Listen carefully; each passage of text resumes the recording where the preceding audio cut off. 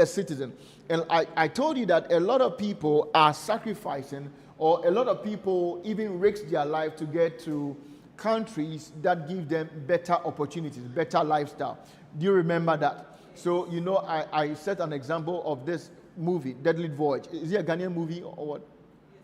It's a Ghanaian movie. Okay. All right. So, Deadly Voyage, they had to risk their lives to get into another country, okay, by going into the ship, okay, and all that. But we all know what happened. If you have not watched it before, you can go and check it.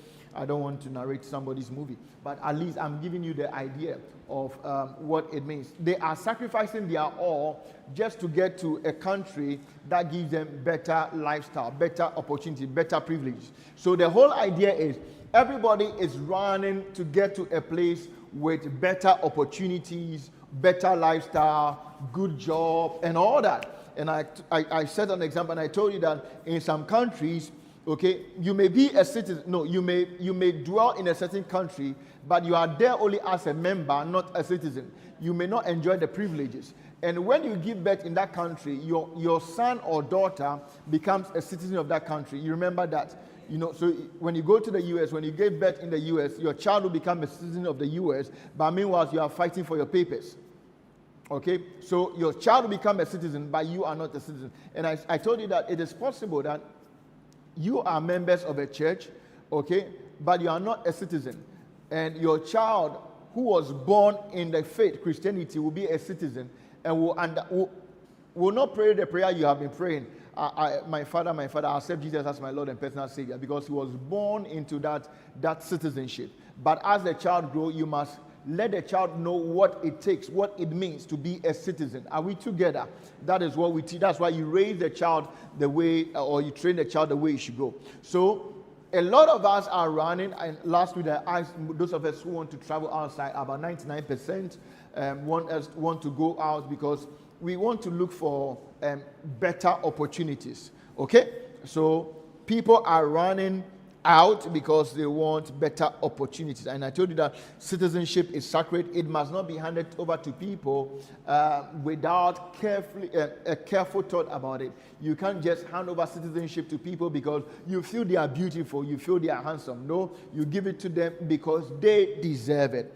Okay, and I try to compare that with the citizenship of God. Okay, and I don't want to belabor the points that I made last week. We got to the place where I said what it takes to become a citizen of God's kingdom, or becoming a kingdom citizen. Say, becoming a kingdom citizen. We read the book of Colossians chapter 1 verses 13. If you can project it on the screen for me, I'll be super grateful. Colossians chapter 1 verses 13. It says something that we all need to pay attention to. It says that, for he has rescued us from the domain of darkness and brought us into the kingdom of the Son he loves. So he has translated us from the kingdom, one kingdom, into another kingdom. Shout, the kingdom of darkness into the kingdom of light. So it is not about, realize that it is not about religion, it is about kingdom citizenship.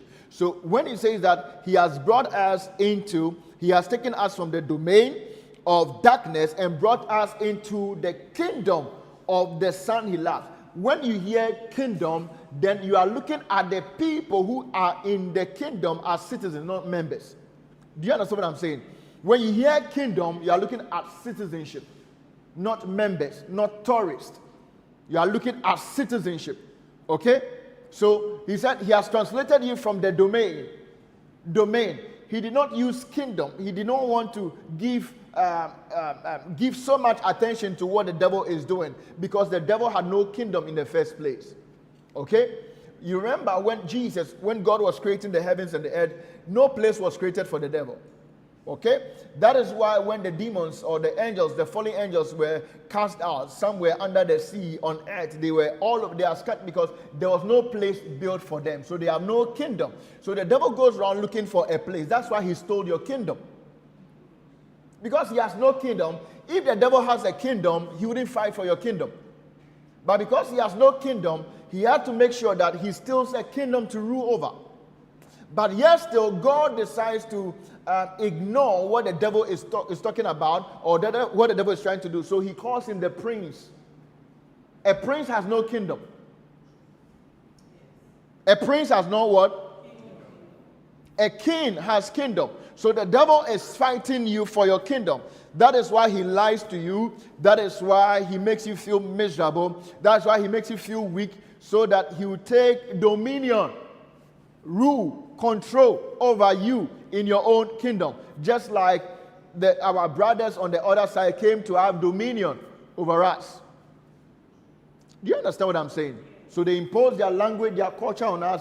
Why? Because they have left their kingdom, and they make this place a colony or an extension of their kingdom, and they have domain over it. Until the people realize that this is their kingdom, they sat and somebody ruled over them and told them what to do, what to eat, and when to sleep. But Bible says that God has translated us from the power of darkness and conveyed us into the kingdom. So kingdom come with what? Citizenship. Say citizenship. Shout kingdom, come with citizenship. So anytime you hear God or Jesus preaching in the scriptures, you realize that all his focus was on kingdom, because he's looking at citizens. That's why Jesus never joined any religious group, because he will only become a member of that religious group. And the unfortunate thing is that the churches today, all religions today, are looking for members. And all religions will kill, will do whatever they have to do just to look for members and not for citizens. Are we together? We are angry with a certain extreme Islamists, right? Okay, because they ask you to denounce your membership and to receive their membership. So they are looking for members. They want to rule by, okay? And it didn't start from them, okay? They are all partaking in the shallow understanding of what God's purpose is, okay? When you check the crusaders, the Christian crusaders and all those things, everybody is trying to find members. So we are killing, we are dragging, we are destroying images and all those things because we are looking for members. Recently, I saw on social media one man of God, okay, calling another man of God an occult, okay, went to occultist, right, and saying that I don't think he's born again, I don't think he's, all those is because it's not about the kingdom purpose. I believe it's not about the kingdom purpose. Because if it's about the kingdom, your purpose is to teach and let them know the kingdom. So we are fighting ourselves for popularity.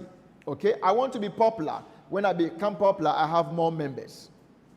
But if my purpose is to look for citizens of the kingdom, my agenda is to make sure that I bring them into the agenda and into the mindset. And I see young preachers in Ghana also fighting. Well, this prophecy is accurate, this one is not accurate. Why? Because everybody is fighting for membership. We have lost the main agenda that Christ brought. We are fighting for membership. So why would I stand on my altar and say that, oh, this man of God is not preaching well? Can't I consult or find a way of telling him in privacy that I think this is the understanding of the gospel? You see, it's not about how accurate I am or how accurate you are, because I am not the source of the gift. It is God. So if I get it wrong, maybe something went wrong. Okay, we should rather look at sharpening each other to achieve the kingdom agenda than looking at whose prophecy is accurate, whose prophecy is not accurate. It doesn't make sense. So we are all fighting for members. And that's why we see members gathering. And most churches have become, or our members have become people who are looking for the highest bidder to sell their membership to. Members in the church are now selling their membership. They are looking for the highest bidder. When I say highest bidder, you see, we come up with terminologies. My prophet, my prophet.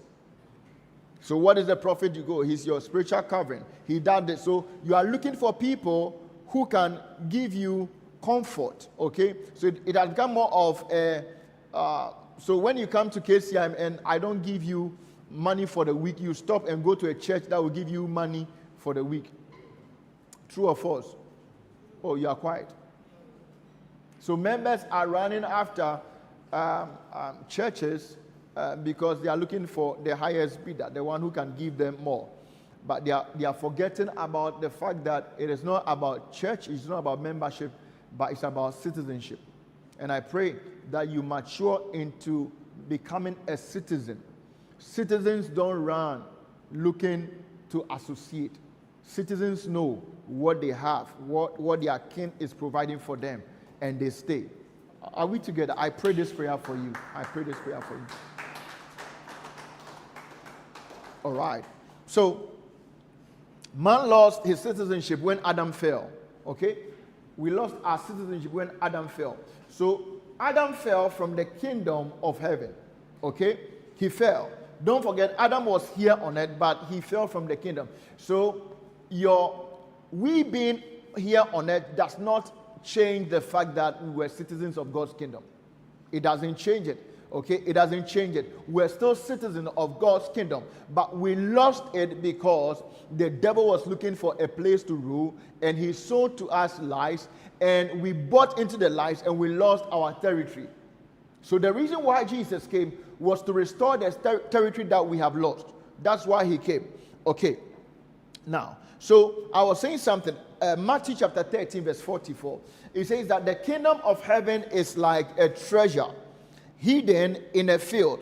When a man found it, he hid it again, and then in his joy went and sold all that he had and bought that field. Can I take that one again? It says that the kingdom of heaven is like a treasure hidden in the field. When a man found it, he hid it again, and then in his joy went and sold all he had and bought the field. Now, so let me break it down. So the kingdom, the idea, understanding of the kingdom is like a treasure, right? It's like a treasure. And we are all looking for that beautiful treasure. That is why the Buddhist is looking for that treasure. They are looking for God. The atheist even is looking for God. The Christian